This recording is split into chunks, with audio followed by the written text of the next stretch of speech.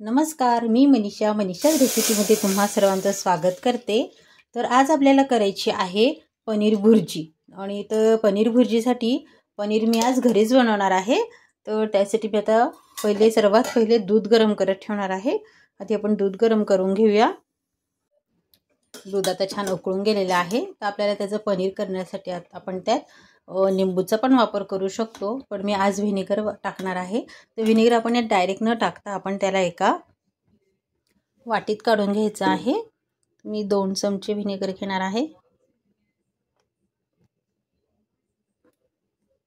यात आपल्याला टाकायचं आहे पाणी, अर्धी वाटी पाणी करून घेऊया आणि मग आपण हे आता दुधात असं अर्ध टाकायचं आहे, संपूर्ण न टाकता, आणि चाळायचं आहे हळूवारपणे।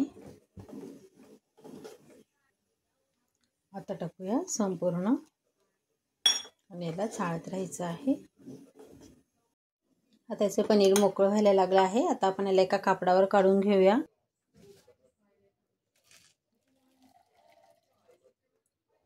नंतर याच्यावर एक थोडंसं छान साधं पाणी टाकून द्यायचं आहे, म्हणजे व्हिनेगरचा आंबटपणा निघून जातो। नंतर हे आपल्याला असं घट्ट पिळून घ्यायचं आहे। एक 5 ते 10 मिनिटांसाठी आपण याला असंच राहू द्यायचं आहे। एका कढईत तेल घ्यायचं आहे। मस्त झणझणीत चटपटीत अशी आपल्याला आज भुर्जी करायची आहे, पनीर भुर्जी। तेल तापलं की त्यात टाकायचं आहे आपल्याला जिरं, मोहरी आणि थोडासा हिंग, आणि आता आपल्याला टाकायचं आहे 2 चमचे इतके येईल असं बेसन पीठ। याला छान गुलाबी परतून घ्यायचं आहे। त्यात टाकायचं आहे 2 छोटेसे तेजपान, एक दालचिनीचा तुकडा, एक वेलदोडा थोडासा टाकूयात, आणि एक लवंग। हे पण आपल्याला छान परतून घ्यायचं आहे। आता टाकायचं आहे आलं लसूणची पेस्ट, कुटूनच घेतलेला आहे, आणि 2 मिरच्या बारीक तुकडे करून घेतले आहे। हे पण परतून घ्यायचं आहे। मस्त खमंग वास यायला लागलेला आहे। आता यात टाकायचं आहे बारीक चॉप केलेला कांदा, मोठा कांदा घेतला आहे। आता टाकायचा आहे बारीक चिरलेला टमाटा। तर भाजीत आपण डायरेक्टच तिखट मीठ न घालता एका वाटीत आपण 1 चमचा खानदेशी मसाला काढून घेऊया, 1 चमचा लाल तिखट, 1 चमचा कांदा लसूण मसाला, आणि अगदी अर्धा चमचा अशी हळद।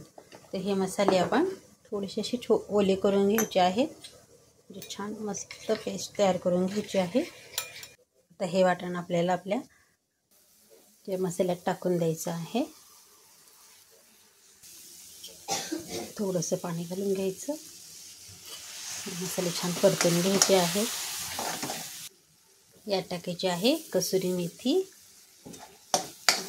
आणि एका स्टोववर मी बाजूला पाणी गरम करत ठेवलं आहे, ते आपण अगदी थोडंसं टाकूयात।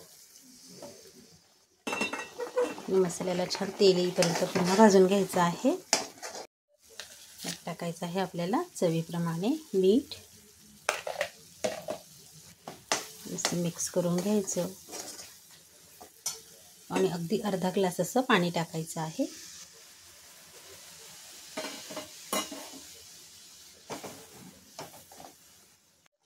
इथे छान आता उकळत आलेला आहे। आता आपण पनीर पाहून घेऊया।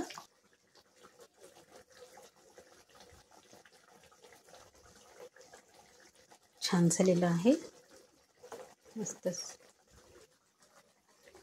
तर हे पनीर आपण आता भुर्जीच आहे म्हणून तुकडे न करता यात असं चुरून द्यायचं आहे। पनीर खूप छान झालेलं आहे आणि भाजीचा वासही खूप छान येतो आहे। पनीर भुर्जी आता मस्त तयार झालेली आहे। आपण त्यावर थोडीशी कोथिंबीर घालून द्यायची आहे। मस्तच आपली आता मस्तपैकी गरमागरम पनीर भुर्जी तयार झालेली आहे। अतिशय सुंदर, चविष्ट आणि खूपच छान अशी तयार झालेली आहे। तर गरमागरम पनीर भुर्जी सोबत तुम्ही पुरी खाऊ शकतात, ब्रेड खाऊ शकतात, नाही तर मस्तपैकी आपल्या गरमागरम चपाती। अतिशय सुंदर असा बेत झालेला आहे। आजच्या पनीर भुर्जीचा व्हिडिओ आणि आजची रेसिपी तुम्हाला कशी वाटली मला कमेंट करून नक्की कळवायचं आहे। रेसिपी आवडल्यास लाईक करा, शेअर करा, सबस्क्राईब करा, कमेंट करायला विसरू नका। चॅनलला नवे असाल तर पटकन सबस्क्राईब करा जेणेकरून तुम्हाला अशाच नवीन रेसिपी पाहायला मिळतील। थँक्यू।